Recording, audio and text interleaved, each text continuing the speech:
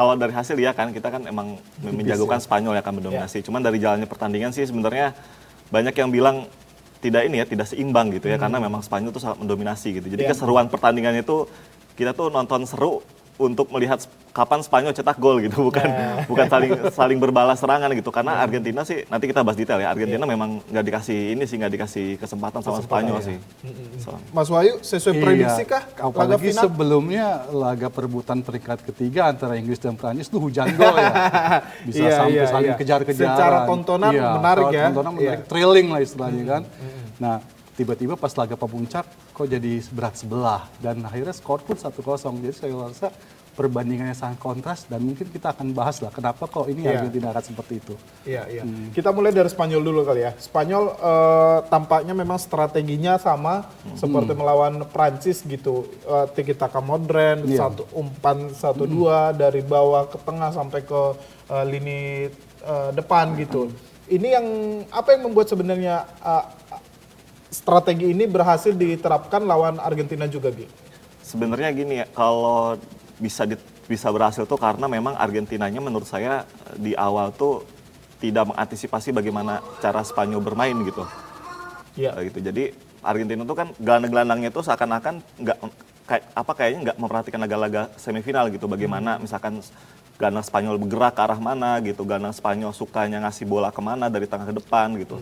Untuk misalkan dari Lamine Yamal gimana cara-cara dia bawa bola itu seakan-akan gelandang Argentina tuh memang tidak mengantisipasi itu. Jadi memang yang seperti kita sempat bahas juga ya, sempat disinggung juga di ketika sebelum-sebelumnya bahwa memang Argentina tuh lebih fokusnya ingin menghancurkan bagaimana fokus Spanyol di laga itu gitu dengan bermain keras dari sejak awal gitu kan. Kita terbukti ya banyak-banyak pelanggaran di awal-awal tuh yang tujuannya untuk buat Spanyol ini kehilangan ritme gitu. Tapi apa yang dilakukan Argentina ini justru tidak membuat Spanyol kehilangan ritmenya, justru emang Spanyol kayak udah siap aja gitu diajak main kasar, oke nggak berpengaruh fokusnya apa segala macamnya. Jadi ketika itu tidak berpengaruh sama Spanyol dalam hal fokus Spanyol ya Argentina juga kebingungan gitu. Sepanjang laga praktis di babak pertama kan dicoba dari kiri, serangan dari kiri Spanyol nggak tembus, dari tengah nggak tembus, Messi dihentikan, dari kanan nggak tembus. Jadi memang lebih ke situ sih, lebih ke Argentina sepertinya tidak menyiapkan plan B untuk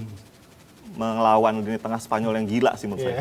Anda sepakat itu Mas Wai? Yang menarik, atau ada catatan lain? Yang menarik dari Bang Gia bilang bahwa Argentina sepertinya bermain kasar untuk mengimbangi permainan tiki taka dari Spanyol. Ya. Kita kemarin udah bahas mengenai tiki taka ya, tiki taka yang modern lah dari yang De La Fuente ini bilang. Kalau menurut saya memang tiki taka yang sekarang ini sangat berbeda. Kalau dulu itu tiki taka yang zamannya Vicente Del Bosque dan juga Pep Guardiola tuh mereka tuh lebih memegang possession football, bolanya yang diposesi. Semakin lama mereka memegang bola, semakin nyaman mereka untuk menyerang. Sedangkan yang dipegang oleh De La Fuente ini berbeda. Jadi mereka tuh ingin mendominasi lapangan. Jadi semakin cepat mereka menyerang, semakin bagus. Buat apa ketika mereka memegang bola lama-lama, kalau bisa menyerang dengan cepat. Nah itu adalah tiki taka modern yang sekarang. Nah, yang De La Fuente kenalkan kepada itu. Dan sekarang terbukti ya, bisa hampir meredam. Spanyol tuh dari group stage sampai ini tuh adalah tim yang hanya kebobolan 1 gol. Iya, 1 gol. Iya kan? Di group stage terus di babak penyisihan, di babak knockout ya 1 gol juga di Belgia. Jadi intinya bahwa pertahanan mereka kuat dan mereka mengiring bola tuh dengan mendominasi lapangan dengan sangat dominan. Dan tadi dibilang Bang Gia bahwa sepertinya Argentina bermain kasar ya. Kalau menurut saya ya, kayaknya Scaloni itu emang pemikirannya itu bukan untuk memenangkan pertandingan 90 menit atau di babak pertambahan waktu. Tapi dia mencari penalti. Jadi mereka bermain kasar, jadi mereka bermain sangat agresif lah. Sehingga kadang-kadang kita melihat bahwa banyak sekali pelanggaran yang dilakukan oleh Argentina kepada timnas Spanyol. Karena mereka berusaha untuk memutus dominasi itu. Jadi, tapi nyatanya titik balik itu terjadi ketika Enzo Fernandez kena kartu merah. Dan itu sayang sekali. Akhirnya kalau menurut saya pribadi ya sebenarnya ini mungkin perspektif saya.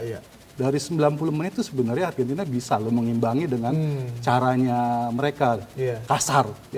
Masalahnya adalah kasarnya tim Argentina ini sudah banyak dikritik dari penyisihan, babak, ya kan dari babak gugur juga sampai sekarang final. Akhirnya ketika mereka melakukan kekasaran itu ya tackle yang sangat keras, akhirnya terjadilah Enzo Fernandez di kartu merah. Iya, itu sih layak ya kartu merah ya. Hal layak sih. Layak. hal layak. Iya, karena secara kita yang nonton juga nggak ada perdebatan lah soal kartu Sampai merah terbang itu ya.